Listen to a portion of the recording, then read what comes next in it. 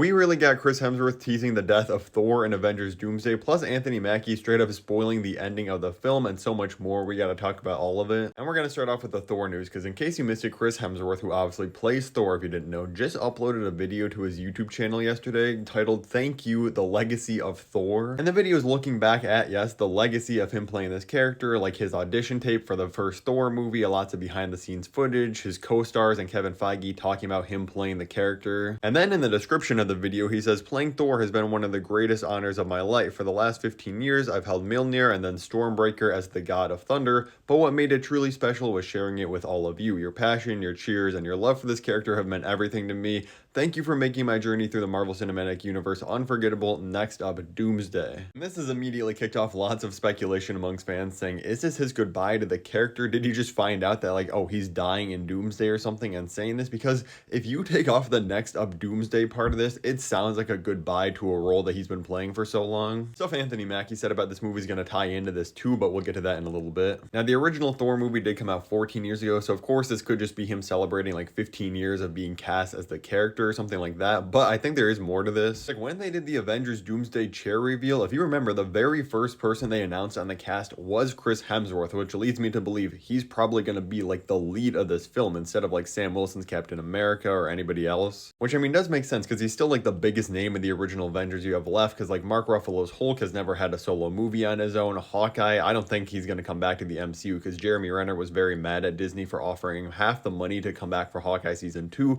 So unless they offer him like a super bag to come back for the Avengers films, he's probably not going to be in this. And think about it, who in the MCU is really left that can have that much of an impactful death? Like they're obviously not going to kill off like Shuri's Black Panther or Spider-Man or anything. Those are big foundations of the next phase of the MCU. They could kill off Thor though, because that would be a huge impact. Infinity War killed off Loki and Gamora. Endgame, obviously we saw Cap grow old. He's out of the MCU for good. We killed off Iron Man and Black Widow, and these were movies made by the Russo brothers, just like these next two Avengers movies. We know characters are going to die because Anthony Mackie literally talked about his reaction to reading the script for the first time. In this interview where he talks about reading the script for the first time, he says, "You know what? I was really excited, man. It's one of those stories that really pushes the boundaries, and the cliffhanger at the end, you know, the last moments of the film, it really builds and sets up for a way for the continuation of the Marvel saga, which is really exciting." Now, obviously, we all knew this is going to be a part 1 and 2, so it's not like him saying it's a cliffhanger is crazy or anything. But then bro literally just added on to that statement, you see these characters and you see how they're introduced and how they play in the universe moving forward. No one is safe, everyone is expendable. Obviously, this movie is going to have a huge focus on the Fantastic Four, Sam Wilson's Avengers, the new Avengers. So we gotta at least assume that Thor is probably going to be on Sam Wilson's Avengers team, but we're also going to see the OG Fox X-Men in this, and then we're probably going to introduce the new MCU X-Men in Secret Wars, or at least like leave the door open for them to enter the MCU. Plus now today you have the Marvel YouTube channel uploading Thor and Loki brotherly moments. Like come on, they're going to be killing off Thor on this film, I feel like, because they want to clear up room for these new characters going forward and not do a full-on reboot,